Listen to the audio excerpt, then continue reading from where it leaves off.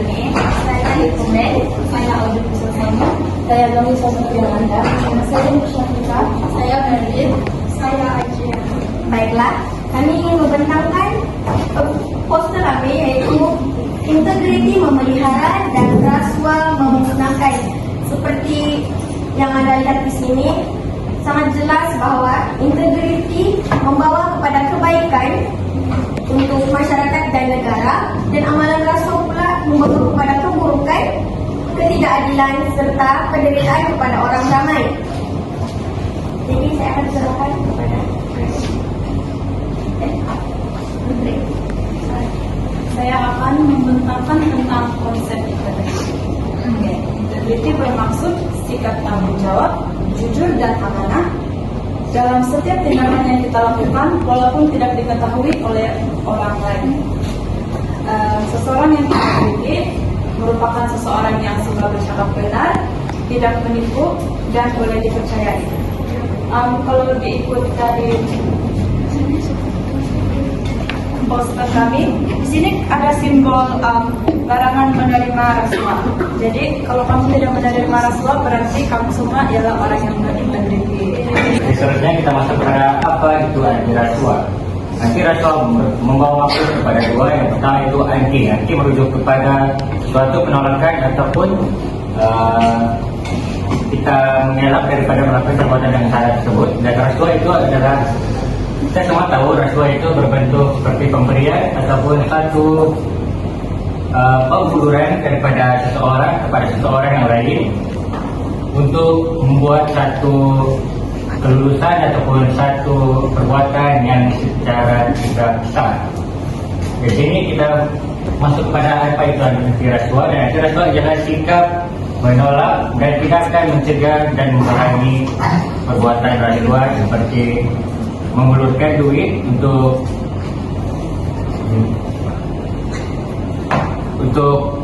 meluluskan satu proyek dalam proyek pembangunan ataupun apa-apa segala perbuatan yang lain.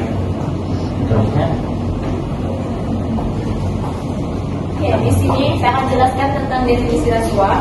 Rasuah ialah perbuatan memberi, menerima, dan meminta sesuatu yang bernilai. Rasuah selalu dalam bentuk uang dan hadiah.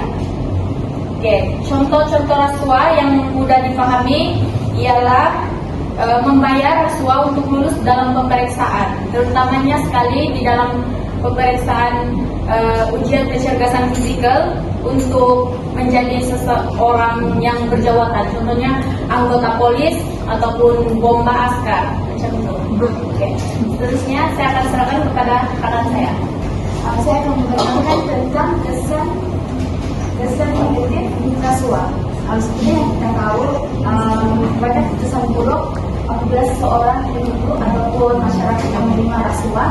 So, antaranya ialah yang pertama merosotkan ekonomi negara.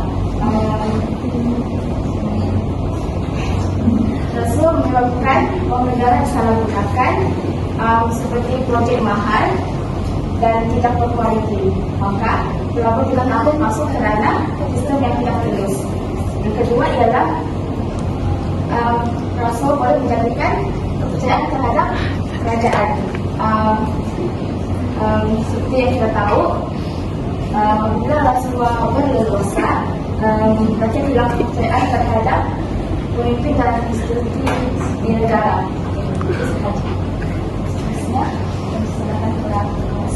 Setelah ini saya akan mengungkapkan bentuk-bentuk perbuatan rasuah.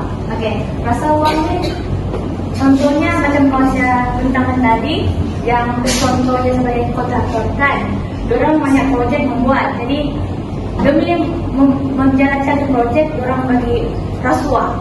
Jadi bagi rasuah, biarpun itu proyek tidak diluluskan dan tidak mencukupi dengan syarat-syarat. Nah itulah macam memberi rasuah gitu. Yang kedua adalah menggunakan kuasa. Contohnya macam dalam parlimen kan, orang ni kan lebih kepada kepentingan diri sendiri. So orang macam, jadi orang lebih macam dia ambil orang punya, mereka punya keluarga dan bawa orang masuk dalam jawatan tertentu supaya mereka dapat duit lah gitu. Itu saja. Sekarang adalah infografik tentang sektor berisiko rasuah seperti yang dibahaskan tadi dalam bentuk-bentuk rasuah. Yang pertama perolehan yaitu 42,8%, yaitu yang paling tinggi di dalam rasuah.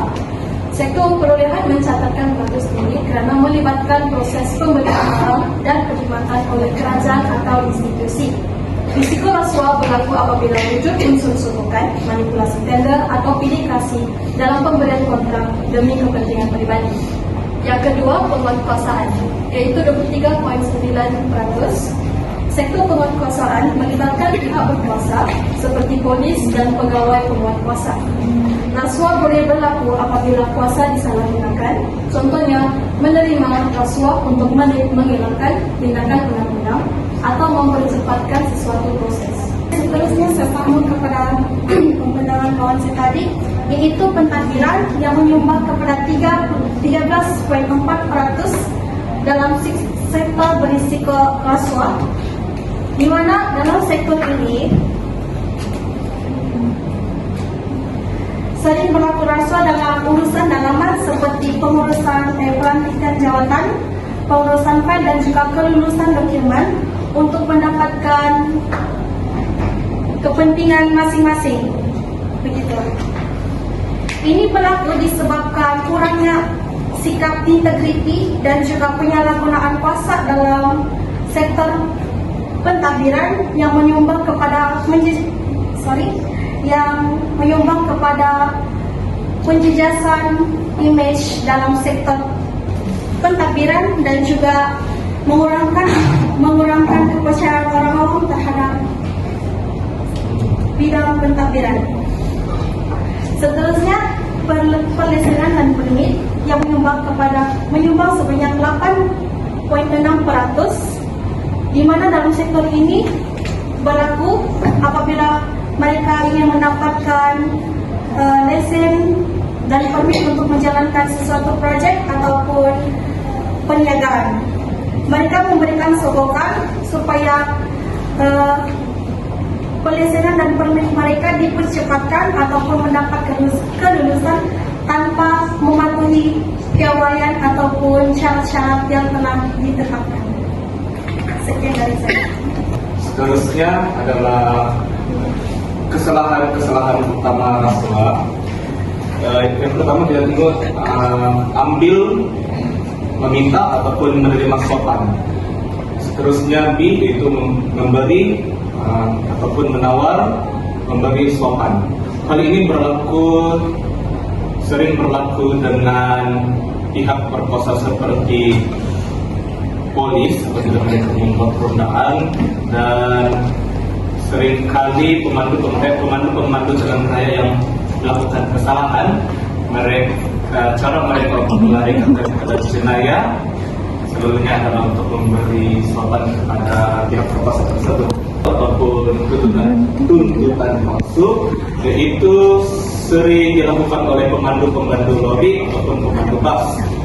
Contohnya apabila ada mengalami kerusakan dalam kendaraan lori tersebut, pemandu tersebut selalunya membawa kendaraan itu ke bengkel dan dia memintakan kepada bengkel tersebut untuk menjelaskan 2 kali ganda dalam resep, tetapi sebenarnya harga dia adalah lagi murah, dan pemandu tersebut sering klaim duit tersebut lebih untuk dikasih. Dan akhir sekali adalah salah guna kedudukan, yaitu salah guna kuasa oleh pegawai awam. Hal ini sering berlaku dalam interview dari SPA yang sebelum ini, yang saya tahu seperti mesin, polis,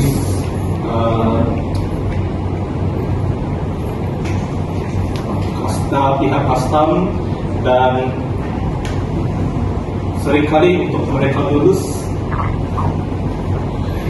pegawai awam yang tinggi selalunya meminta duit suapan untuk mendapatkan kedudukan dalam interview tersebut. Sekian dari saya. Sekarang saya akan ceritakan cara menjadi seseorang yang berintegritas dan anti rasuah. Untuk menjadi seseorang yang berintegritas dan anti rasuah, kita perlu memulai dari kesadaran diri, yaitu memahami bahwa setiap tindakan dan setiap perbuatan yang kita buat membawa pesan kepada diri sendiri, orang lain, dan juga masyarakat. Seperti pertama, bersikap jujur dalam sebuah perkara, walaupun perkara sekecil manapun perkara tersebut, seperti tidak menipu dalam pemeriksaan, tidak mengambil barang yang bukan milik kita, dan tidak juga memberi maklumat palsu. Kejujuran merupakan bentuk kepercayaan, dan kepercayaan adalah asas bagi integriti. Kedua, yaitu menolak rasuah walaupun dalam keadaan terdesak. Kita perlu menolak apapun rasuah yang telah diberikan, meskipun dalam bentuk uang, hadiah, layanan istimewa ataupun pertolongan yang mempunyai alasan tersembunyi. Walaupun rasuah kadang-kadang nampak seperti jalan yang mudah, sebenarnya ia merusakkan sistem dan juga menjadikan ketidakadilan yang berlaku. Yang ketiga, berani berkata tidak kepada perkara yang salah. Walaupun kita harus berkata tidak kepada kawan, keluarga, ataupun pihak yang berkuasa, ini merupakan keberanian moral untuk menunjukkan yang kita mempunyai prinsip yang kukuh dan tidak mudah dipengaruhi. Yang keempat, patuh kepada undang-undang dan peraturan. Kita perlu patuh kepada peraturan, undang-undang, dan etika, sama ada di sekolah, tempat kerja, ataupun dalam kalangan masyarakat. Karena peraturan dicipta untuk melindungi hak semua orang dan untuk memastikan keadilan kita ditegakkan. Dan kelima adalah bertanggung jawab terhadap tindakan sendiri. Kita harus bertanggung jawab dengan tindakan dan setiap keputusan yang kita buat, termasuklah berani mengaku salah dan sedia memperbaiki diri. Dan kesimpulannya adalah rasuah perlu ditolak dan dikurangi bermula daripada nilai integriti yang dipupuk serta kejujuran dan tanggung jawab dalam setiap individu, membentuk diri dan berprinsip serta masyarakat yang adil, bersih, dan dipercayai. Sekian, terima kasih.